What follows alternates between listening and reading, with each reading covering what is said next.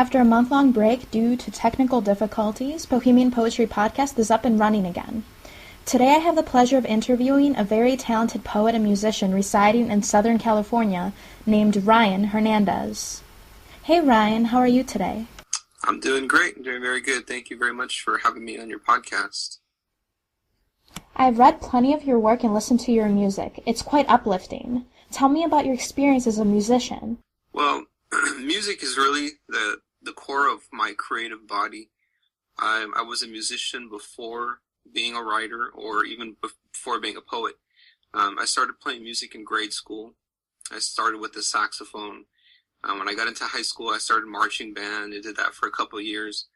But I really got into playing guitar in my freshman year. I was mainly influenced by funky riffs from like Rage Against the Machine and other bands like Tool.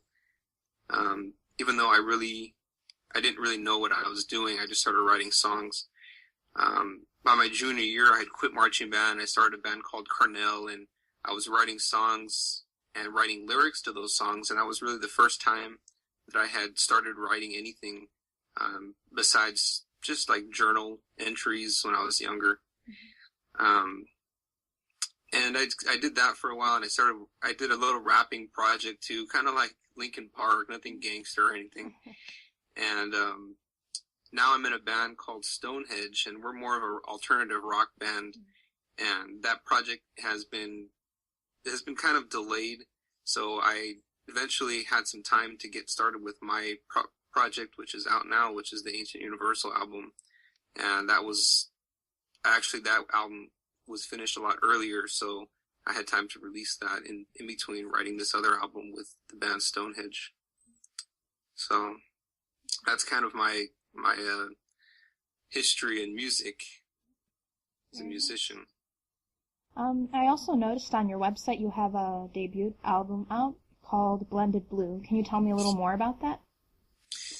Yeah, the Ancient Universal album is my solo project.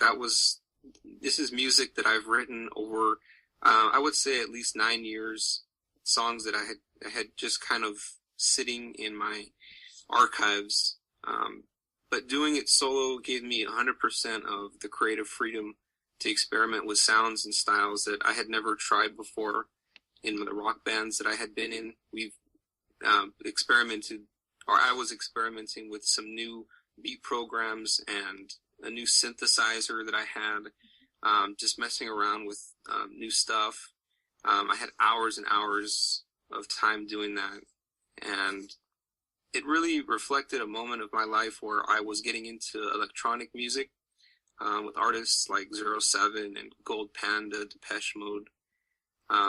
Getting into these electronic scene really sparked my inspiration to write a whole electronic album, which is really a difference from the music that I've written before.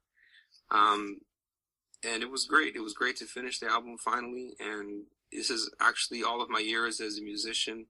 This is the first thing that I have actually completed, and a recording is available commercially. I guess if people ask me what type of music it is, and I go with this new little thing. It's called, I say it's electroacoustic techno rock. Oh, it's a nice mix. It's kind of it's all kinds of stuff that I've been listening to, and a lot of them are instrumentals, which I love because it allows the music to take hold of the melody itself, so that the melody is not always monopolized by a singer. But the songs that I do have where I sing, I've written lyrics for, and it was great fun.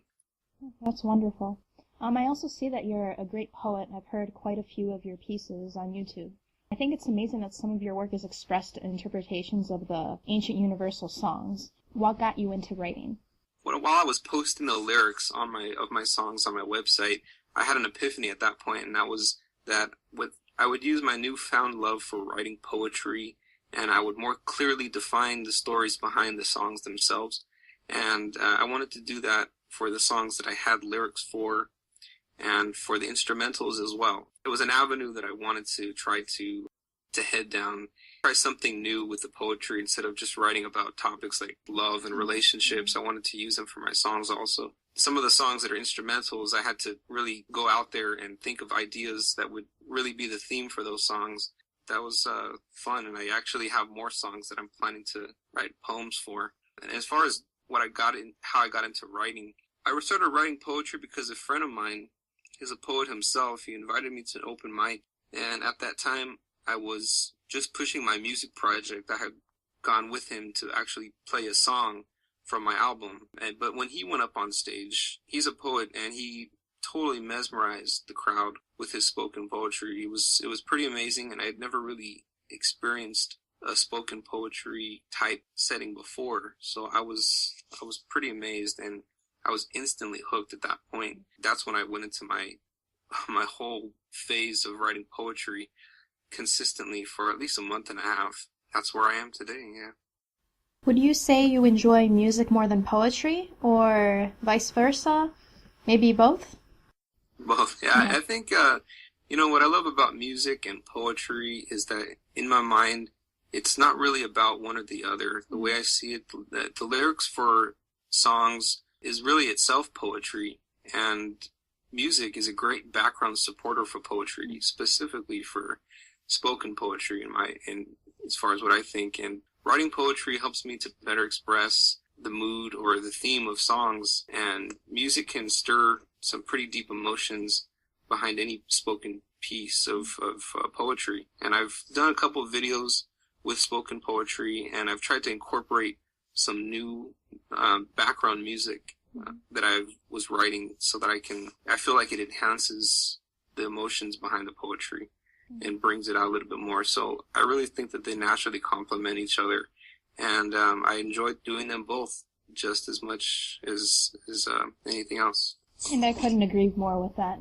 It just goes side by side, like all the arts together, really. Would you like to read a poem of yours?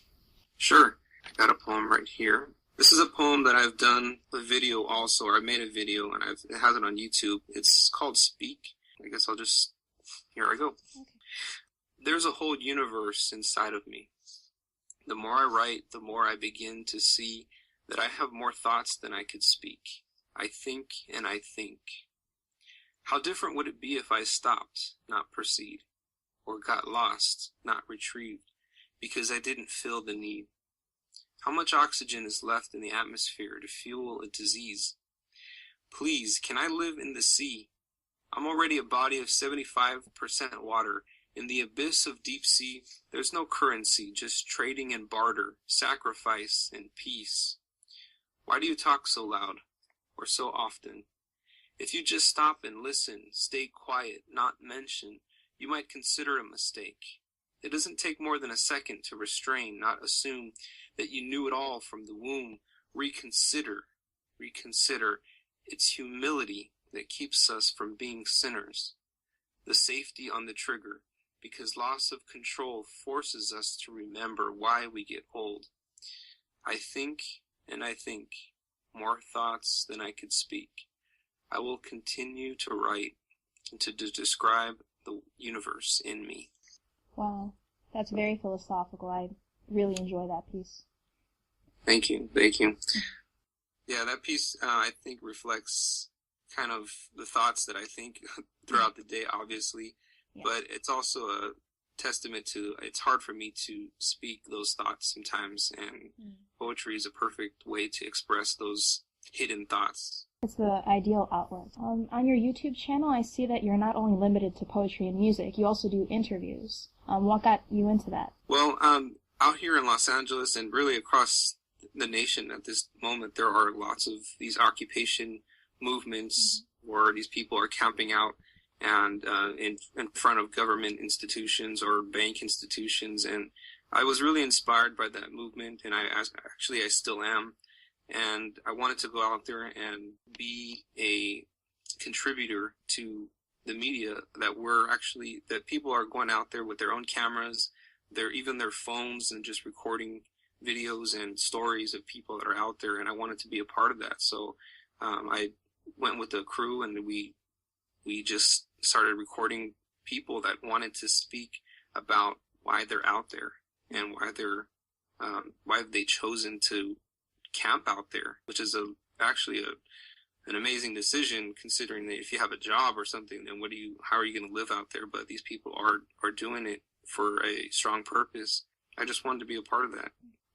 It's great to see somebody else that is aware of what's going on, and the fact that you're taking the time to interview other people so their voice can be heard. Thank you so much for taking the time to have this interview with me. It's much appreciated. Keep on doing what you're doing. We need more multi-talented people like you in the world.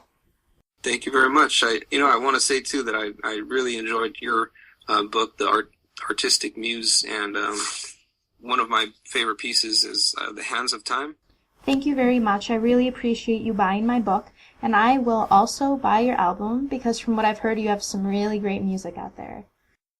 Well, thank you very much. You're welcome.